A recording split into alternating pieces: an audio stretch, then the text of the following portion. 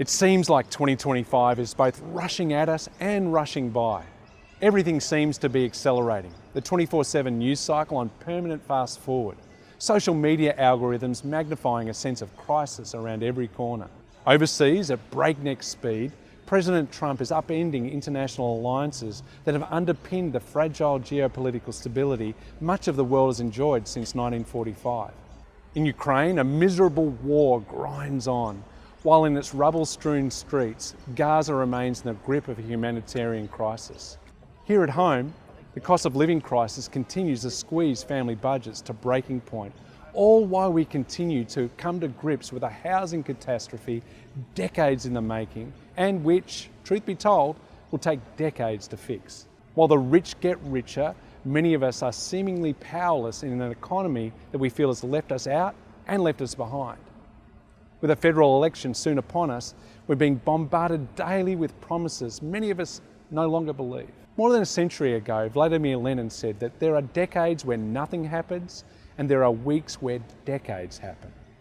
Given the pace of change washing over us and the various crises mushrooming around us, it seems 2025 is a year where, to borrow Lenin's phrase, decades are happening.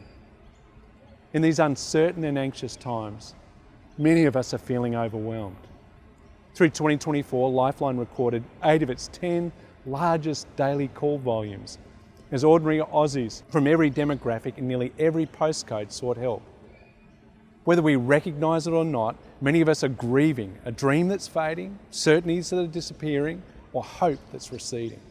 Jesus, the central figure not only of the Easter story but of human history, was described by a prophet as a man of sorrows and acquainted with grief.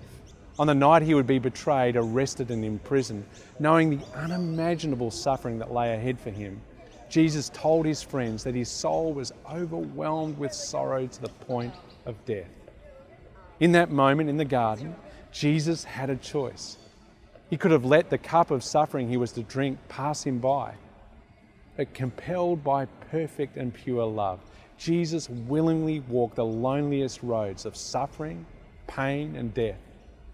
Decades after his death, one of his friends recalled Jesus' own words, "For God so loved the world, that he gave his one and only Son, that whosoever believes in him shall not perish, but will have everlasting life."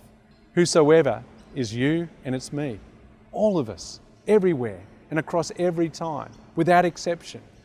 God's love for us is without limit. It was love that compelled Jesus to walk the way of suffering, love that stretched out his hands on the cross, and love that forgave his enemies with his last dying breath. It was love that saw him lay down his life so that we might enjoy friendship with God. There is no greater love than this. It was love that rolled away the stone of Jesus' tomb, revealing not only his empty grave clothes, but in the end that love has the first and final word, that when all is said and done, love wins. The story of Easter is the story of God's love overcoming our failures, our sin, our shame, our guilt, and the power of death itself.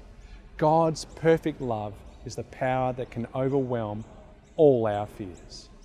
In a world changing at overwhelming speed, when we can feel overwhelmed by uncertainty, anxiety and fear, the Easter truth that love overcomes, that love wins, echoes down 2 millennia of history and stretches out into eternity and reaches out for you and for me, embracing us with the assurance that God will never leave us, that there is always, always hope.